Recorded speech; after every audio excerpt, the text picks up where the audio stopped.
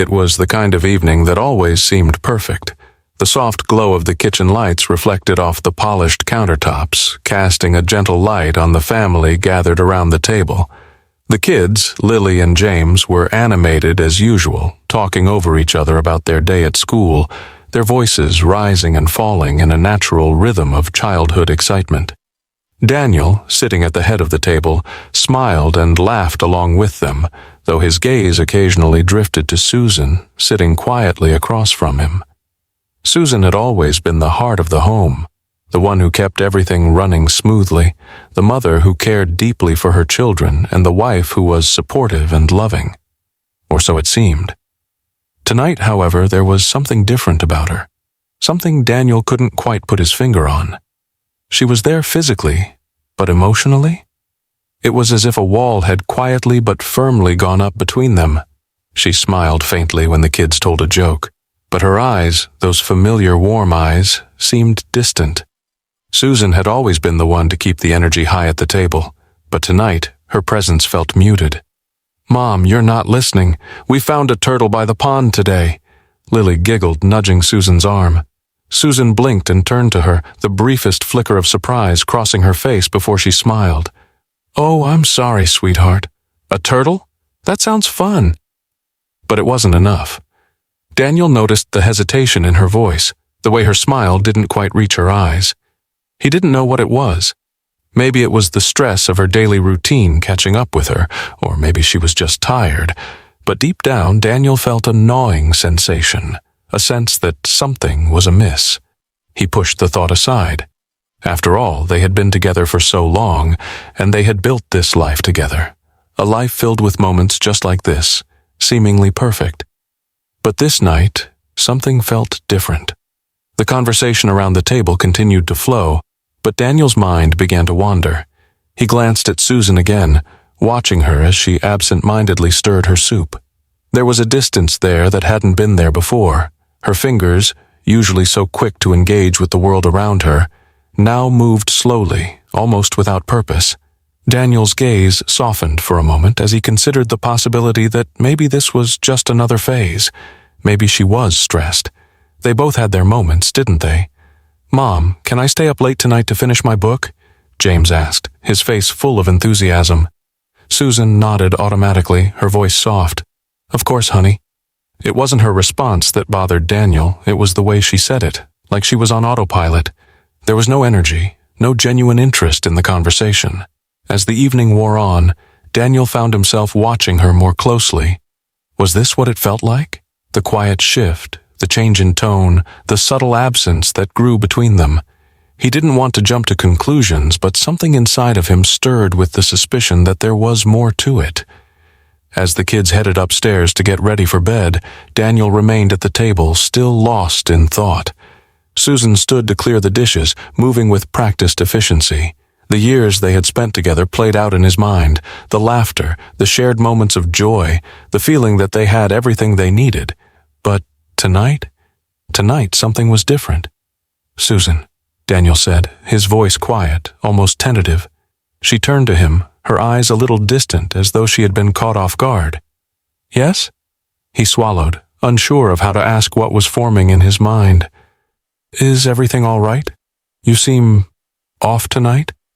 For a brief moment she didn't respond. Then with a small, tight smile, she shrugged. "I'm just tired, Daniel. It's nothing." But even as she said the words, Daniel couldn't shake the feeling that it was more than that. Something wasn't right. He could feel it in the air between them, a presence that wasn't visible but was there all the same. She looked away as if searching for something to say, but instead she simply nodded, her hand still holding the dishes. Daniel sat in silence, his gaze lingering on her for a moment before he finally sighed and stood. "Okay," he said softly, his voice more uncertain than he had ever intended. As he walked to the stairs, he heard her quiet voice behind him. "Good night, Daniel." He didn't turn back. He knew she didn't mean it the way it sounded. The words were there, but the connection, the real, deep connection, was missing. For the first time in years, Daniel went to bed with a heavy heart. What had changed? And why did it feel like he was losing something he didn't even realize he had? He lay in the dark, listening to the silence that had replaced the usual hum of their home. The house felt too quiet now. It started innocently enough, or at least that's how Susan justified it in her mind. It was just a message. One simple, harmless conversation with someone who seemed to understand her. Someone who made her feel alive again in ways Daniel no longer could. She had met him through an online chat, a place to unwind after a long day, a way to escape the monotony that had begun to drown her. She told herself it was harmless. She wasn't doing anything wrong. The first message came late one night when Daniel was already asleep, his steady breathing a reminder of how predictable and comfortable their life had become. Susan sat at the kitchen table, her phone glowing in the dim light, the silence in the house almost suffocating. She hesitated for a moment before opening the app. Then, there it was. A message from him. "I can't stop thinking about you." Her heart skipped a beat. She had never expected to get this kind of attention. The first few messages were innocent. Questions about her day, small talk about the weather, books they both liked. But soon, it became something else. The casual questions turned into deeper conversations about life, about dreams, about things she hadn't shared with anyone in years. "I feel like I've been invisible for so long," she texted one night. "Like I'm just a shadow in my own life." The response came almost instantly. "I see you. You're not invisible to me." It wasn't love. It wasn't even infatuation at first. But it felt like validation, something Susan had been starving for. In the comfort of her own home, where everything seemed to be falling apart, here was someone who saw her, who heard her, someone who made her feel desired, needed, alive. By the third week of their conversations, Susan was already looking forward to their nightly chats. She was careful, of course. She'd hide her phone under a pile of laundry, make sure Daniel was engrossed in his work before texting back, or send a message while she was in the bathroom, just out of sight. But with each conversation, she became more desperate for his words. She longed for his attention in ways she had forgotten she could. It became something she craved. One night, while Daniel was working late again, Susan texted him, "I'm starting to feel like I'm cheating on my own life." "You know?" There was a long pause before the response came, but when it did, it sent a shiver through her. "You are. But maybe that's what you need, to feel something again." Susan stared at the screen, her heart racing. She had been warned about crossing the line, but at that moment, all of her doubts faded. She responded, "What if I wanted more? What if I wanted to feel truly alive?" The reply was simple. "I can make you feel that way." For the first time in a long time, Susan felt a rush of excitement, something she had long forgotten. She had spent so many years playing the role of the dutiful wife and mother, putting herself second, pretending that her needs didn't matter. But in these quiet, stolen moments, she allowed herself to feel seen, feel wanted. Soon after, their messages turned flirtatious, then explicit. What started as simple texts became full of longing, promises, and fantasies. Each message was a lifeline for Susan. It wasn't just about physical attraction, though that played a part. It was the escape, the relief from the suffocating routine of her life, the brief moments where she could be something other than the tired, overburdened wife and mother. "I think about you all the time," he wrote one night. The words sent a thrill through Susan, but also a sharp pang of guilt. She knew she was crossing a line, but for the first time in years, she didn't care. The next day, she woke up with a strange sense of anticipation. She moved through the motions of her day, making breakfast for the kids, packing lunches, pretending everything was normal, but all she could think about was him. She wondered if he was thinking about her too. What would it be like if they met? The idea of being with someone who desired her, truly desired her, was more intoxicating than anything else. By the time the weekend rolled around, Susan had already made up her mind. She had to meet him. She couldn't live with the hunger anymore, the quiet ache that had settled into her chest. There was a small part of her that was scared, terrified even of what this might mean for her family. But the pull of wanting more was stronger. As she typed out the words to arrange their meeting, she felt her heart pounding in her chest. This was it, the point of no return. She pressed send. Her phone buzzed almost immediately. "I can't wait to see you," he replied. Susan sat there for a moment, feeling a mix of guilt and exhilaration. She wasn't sure what the future held, but for the first time in a long while, she didn't care. The days following Susan's decision to meet her lover felt like they were stretching on forever, each passing moment weighed down by a heavy, unspoken tension. The messages between them continued, now laced with more desire and anticipation, but the looming guilt was starting to gnaw at Susan, threatening to break through her carefully constructed facade. She couldn't shake the feeling that she was walking a tightrope. The guilt, deep and suffocating, pressed against her chest as she went through the motions of her everyday life. Mornings were filled with the usual chaos of getting the kids ready for school, packing lunches, and doing her best to appear like the perfect, loving mother. But each task felt more like a performance than reality, and the longer she tried to convince herself that everything was fine, the more the storm inside her brewed. Daniel had started to notice the change in her behavior. At first, he chalked it up to the normal ebb and flow of life, stress maybe from work or just the constant routine. But there were moments when he could feel something off. He would catch her staring blankly out the window, her hand absent-mindedly tapping her phone, and when he would ask what was wrong, she would give him a distracted, almost rehearsed smile. "I'm just tired, Daniel. It's nothing," she'd say, but it never quite reached her eyes. Daniel wasn't stupid. He knew something was wrong, but he couldn't put his finger on it. His suspicions, though vague, started to grow with each passing day. He'd catch her on her phone more often, her face lighting up with a smile whenever a new message came in, her fingers moving swiftly across the screen, typing and erasing, then typing again. The change was subtle, but for someone who had spent years with Susan, he noticed it all the same. The tension between them became palpable. He started to withdraw, sensing the distance that was growing between them, but even as he tried to reach out, to talk, Susan would always deflect, diverting the conversation or offering a quick excuse. It hurt more than he could admit. At night, when they were alone in bed, Daniel would lie awake staring at the ceiling, listening to the soft sound of Susan's breathing beside him. The house, their home, felt empty despite the life within it. He couldn't shake the feeling that something was slipping away from him. There were nights when he would turn to her, his mind screaming to ask, but the words wouldn't come. What if he was wrong? What if this was just a phase? What if he was overthinking things? But deep down he knew. Susan, for her part, felt the storm growing within her too. She tried to hide it, tried to push it down, but it was impossible.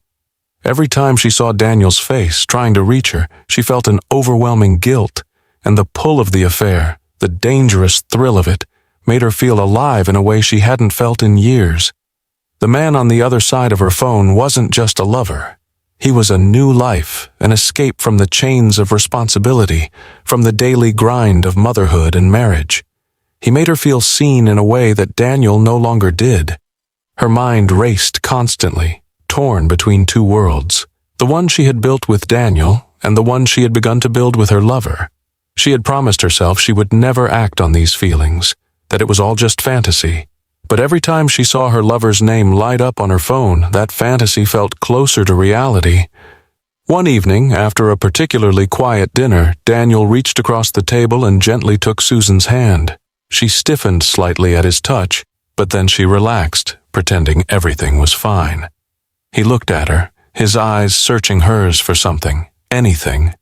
"Susan," he said softly, "is there something you want to talk about?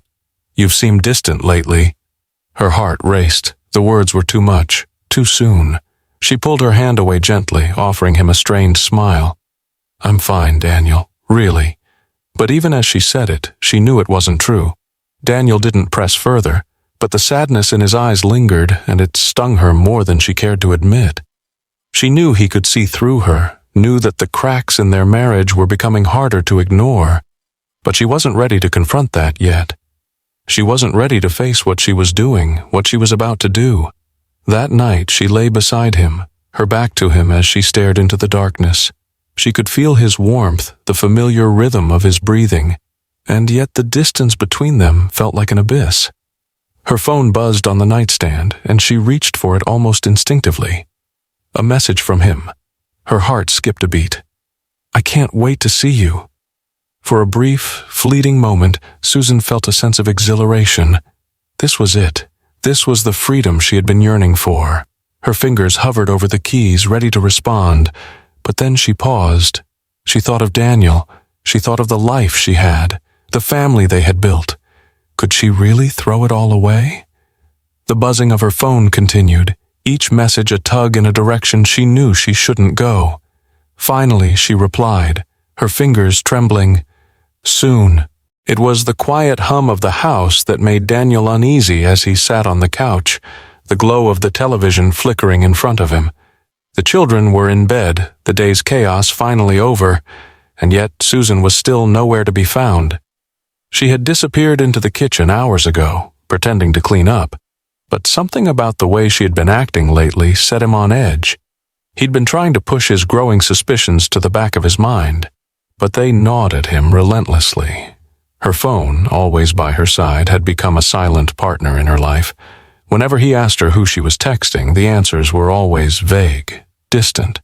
"Just some work stuff," she would say, or "It's nothing important." But the unease in Daniel's chest continued to grow, a quiet storm brewing within him. As if on cue, Susan appeared in the doorway, her face illuminated by the soft glow of the kitchen light. She looked normal, but there was something behind her eyes, a dullness that he had never noticed before. Suspicion crept over him once again. "Are you all right?" Daniel asked, his voice low, but the question felt heavy between them. She nodded, a fleeting smile on her lips before she turned to leave the room. "Just tired," she said, but the words didn't carry the warmth they once had. She had been distant for weeks now, each day adding a new layer of estrangement between them. Daniel sat in the stillness, his mind racing. He couldn't take it anymore. He had to know. Without thinking, he stood up and walked towards the kitchen, his feet heavy on the floor. The door to the room was slightly ajar, and through the crack he saw Susan's phone resting on the counter, screen up. His breath caught in his throat. The moment was surreal, like watching an accident happen in slow motion, but he couldn't turn away. His eyes were drawn to the screen, and before he knew it, his hand reached out to grab the phone. The familiar sound of the lock screen echoed in the quiet room, and for a split second Daniel froze, wondering if this was a mistake. But curiosity and fear overpowered him. He swiped his finger across the screen, unlocking it with ease. His heart was pounding as he hesitated for a moment, unsure of what he was about to see. But deep down, he already knew. The messages were the first thing that caught his eye. The name at the top made his stomach twist. Boss. An unfamiliar contact.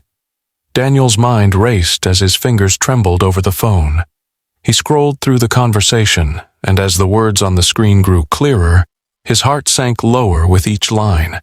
The messages weren't innocent, not by a long shot. They were flirtatious, explicit, and full of longing. "Can't stop thinking about you," one message read. "Tonight, you know what I want," read another. Daniel's breath caught in his throat. It felt like the floor had fallen away beneath him. It wasn't just an affair, it was a secret life Susan had been living behind his back. A betrayal not just of him, but of everything they had built together. His eyes blurred as he read on, each message more damning than the last. The last one sent chills down his spine. "I need you so badly. It's time."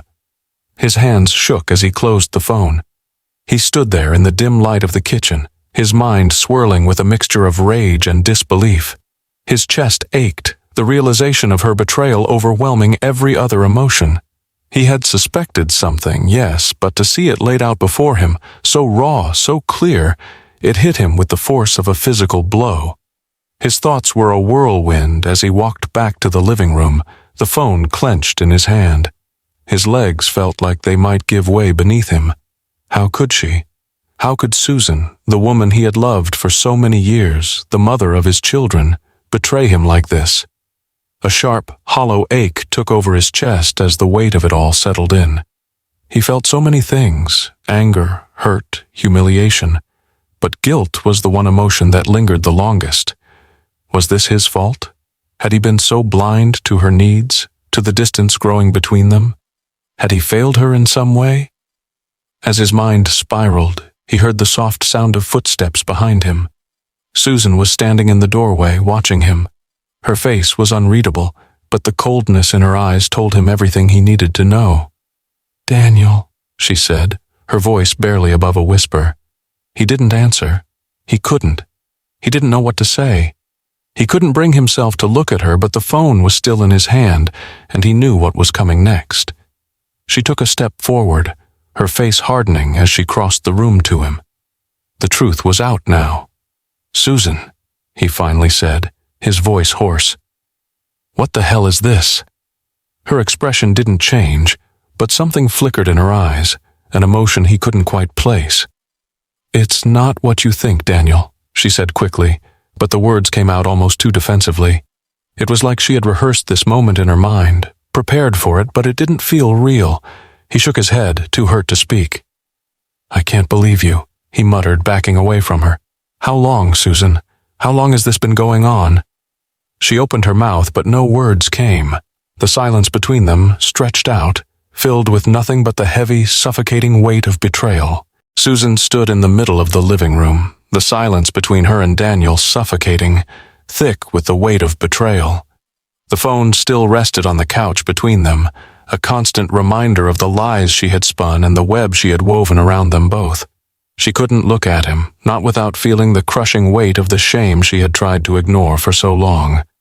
Daniel's eyes were still locked on her, a silent fury flickering beneath the surface.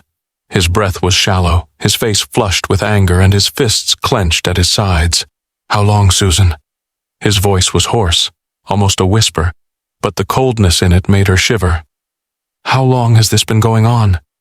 She didn't know how to answer him. She could feel the guilt weighing heavily in her chest, but at the same time, the plan she had been nurturing for weeks was now fully formed in her mind, ready to be executed. She wanted freedom. She wanted to escape. And she had convinced herself that this was the only way.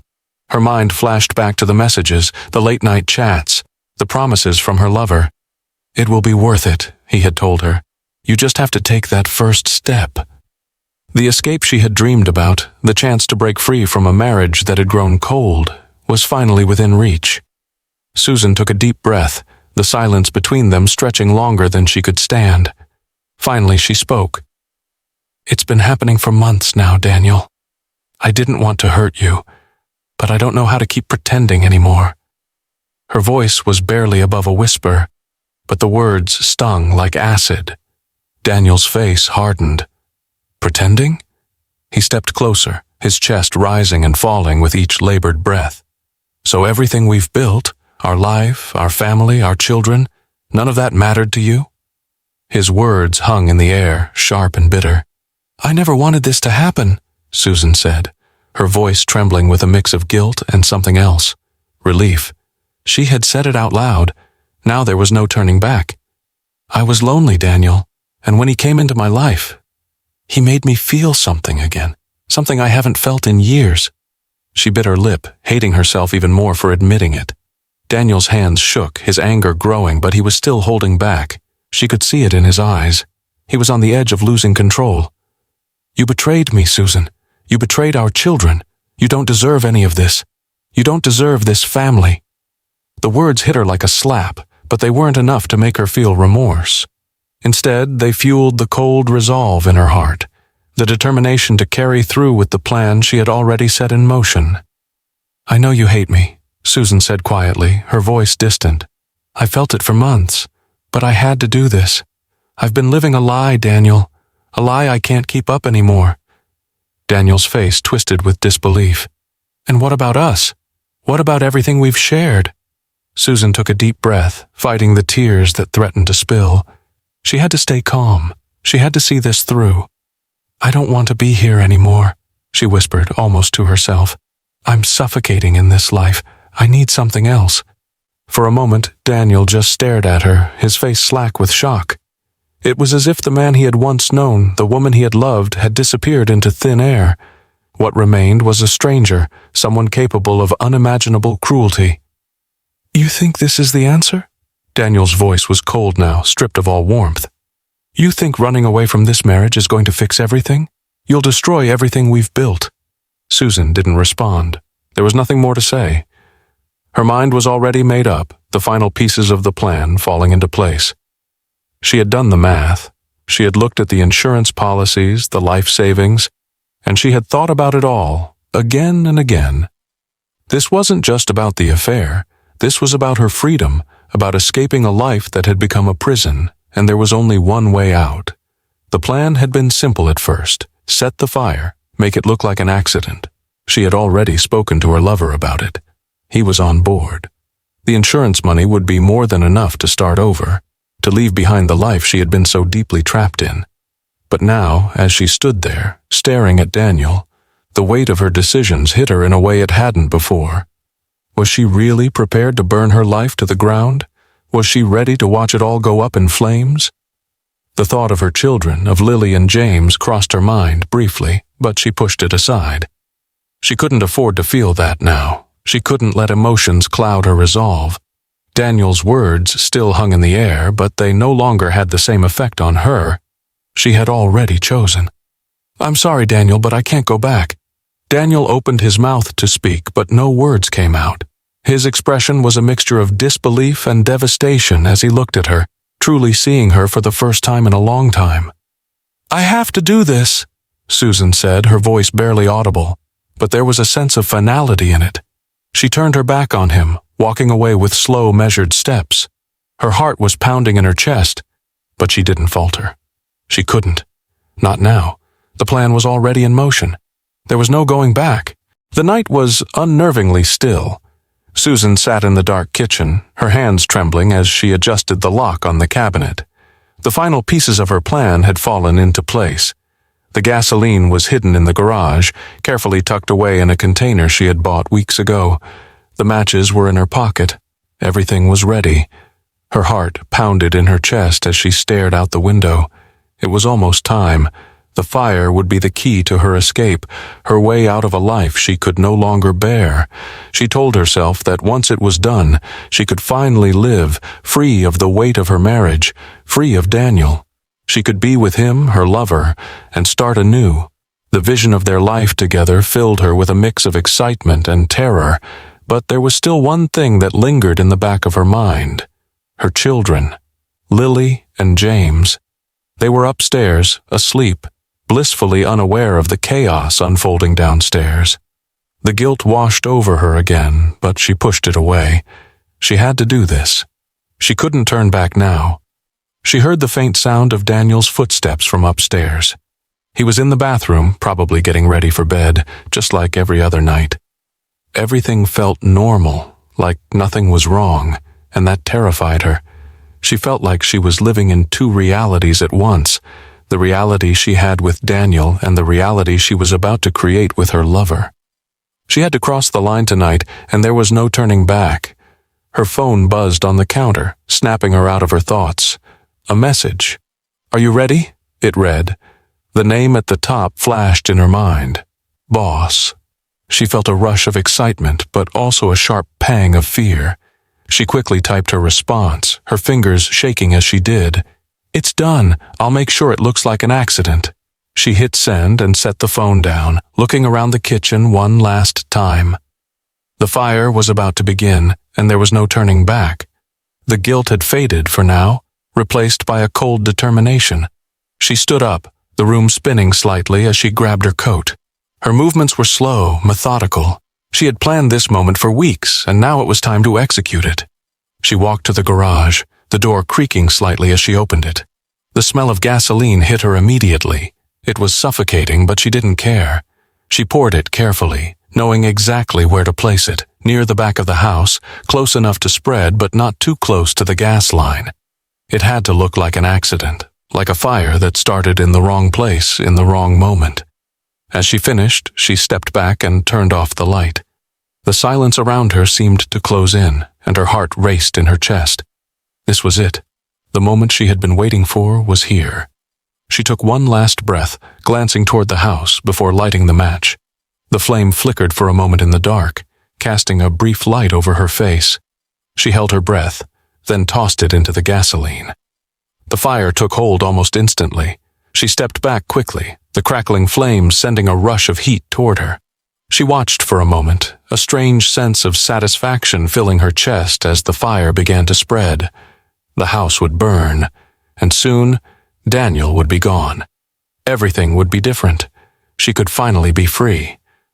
But as the flames grew, something unexpected happened. A loud crack echoed from behind her. She whipped around, her heart stopping as she saw the glow of the fire begin to move faster than she had anticipated. It was spreading too quickly. Panic surged through her. The fire was getting out of control. She heard a scream, "Lily." Her stomach dropped as her daughter's voice pierced the night. "No, no, no," Susan whispered to herself, her feet rooted to the ground. She wanted to run to the house, to stop it, to pull the children to safety, but she couldn't. She had already made her choice. There was no turning back now. The fire was already consuming the walls, the flames reaching higher, faster. The house was becoming an inferno, and Susan could only watch. She felt paralyzed as the reality of her actions hit her like a physical blow. The fire was no longer just a way to escape. It was something much darker, something irreversible. She stood there, helpless as the fire raged behind her. It wasn't just Daniel's life she had destroyed. It was everything, the children, the life they had built. Everything was going up in flames. "Lily! James!" Susan screamed. But it was too late. The fire had already spread and her children were trapped. In that moment, as the flames grew higher, something shifted inside her. The reality of what she had done, the lives she had destroyed, came crashing down like a weight too heavy to bear. But there was no escape from it now. She had chosen this path. Suddenly, she felt the warmth of the fire behind her, the intensity of the flames searing through the air. She stood frozen, as if watching someone else's nightmare unfold before her. The screams from upstairs echoed in her mind, and she couldn't move, couldn't breathe, couldn't do anything but stand there, watching the world she had known burn to the ground. The smell of smoke still lingered in the air, even days after the fire. The charred remnants of the house stood as a haunting reminder of that night, the night Susan had shattered everything. She could still hear the crackling of the flames in her mind, feel the heat radiating off the walls, and the terror of knowing what had happened to the children. But that wasn't what haunted her most. It was the eyes of the firefighters, the confusion and suspicion that had flashed when they arrived. The investigators were already at the scene by the time the fire had been contained. They were thorough, meticulous, like they knew something was off. The place had been burned almost beyond recognition, but they had managed to preserve enough evidence to begin piecing together the details. Susan had tried to keep her composure, playing the role of the grieving mother. But deep down she knew that the walls were closing in. The police had already asked her all the usual questions. "Do you suspect anyone? Did you have any issues with your neighbors? What happened the night of the fire?" But no matter how many times she repeated the same answers, the unease in her chest didn't subside. They were looking at her differently now. It wasn't just grief they saw in her eyes. It was something darker. Daniel had been taken to the hospital immediately after the fire, his burns severe but not life-threatening. He had been quiet, withdrawn, the trauma of the night's events sinking deep into his bones. But the investigators had found him eventually, and it was then that the cracks in Susan's story began to show. Daniel had always been sharp, perceptive, and he wasn't fooled by the way Susan tried to keep the narrative in her favor. In the hospital, his mind had raced with the questions he couldn't answer. Why hadn't he woken up sooner? Why hadn't he smelled the smoke before it was too late? And the biggest question of all, how had the fire started? His suspicion grew with each passing hour. There was too much inconsistency in Susan's story. She was too composed, too calm, and that nagging feeling in the back of his mind told him that she wasn't telling him everything. The night of the fire, she had been strangely detached, almost as if she had known what was coming. There had been no panic in her eyes when the house had started to burn, no desperation to save their children. He had told the police that Susan had been acting odd in the days leading up to the fire, that she had been distant, distracted, but he didn't have the full picture yet.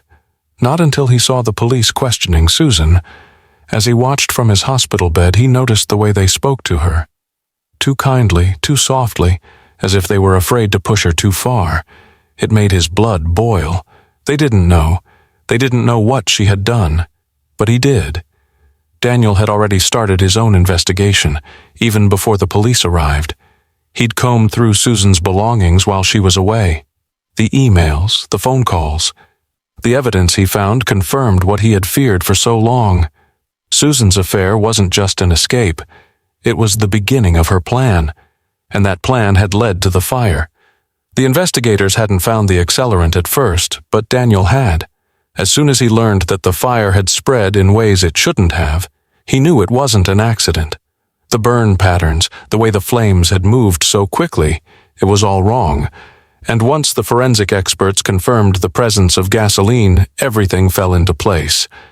As the investigation progressed, Daniel's anger turned to action. The more he discovered, the more he knew that Susan had orchestrated this whole thing. And he wasn't about to let her get away with it. He knew that he had to confront her, to force the truth out of her, no matter how much it hurt. He wasn't going to let her destroy their family and walk away unscathed. He waited until the evening when the police were done questioning Susan, when the house was empty and quiet. That's when he made his move. When Susan entered the living room, Daniel was waiting for her. His eyes were cold, his face hard. His voice came out low and steady, filled with a mixture of grief and fury. "Did you do it, Susan?" he asked. His question hung in the air between them, the words raw and final. Susan froze. For a moment she couldn't speak, but then, as if all the air had been sucked from her lungs, she whispered, "You don't understand. I didn't mean for any of this to happen." Her voice cracked, but there was no real remorse behind her words, just fear. Fear of being caught, of losing everything. Daniel didn't flinch. "I know exactly what you meant to do," he said, his voice trembling with restrained rage. "You killed our children. You killed them to start a new life." Her face went pale as the weight of his words hit her. She opened her mouth to deny it, but nothing came out. "I found your plan," Daniel continued. "I found everything. The gasoline, the receipts, the messages. You've been planning this for months, and now look at what you've done." Susan backed away, her eyes wild, panic rising.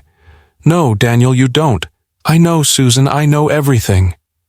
The silence between them was unbearable, but Susan couldn't escape it. She couldn't escape him. She couldn't escape the truth. She had played the role of the victim, the wife trapped in a loveless marriage. But the truth was clear now.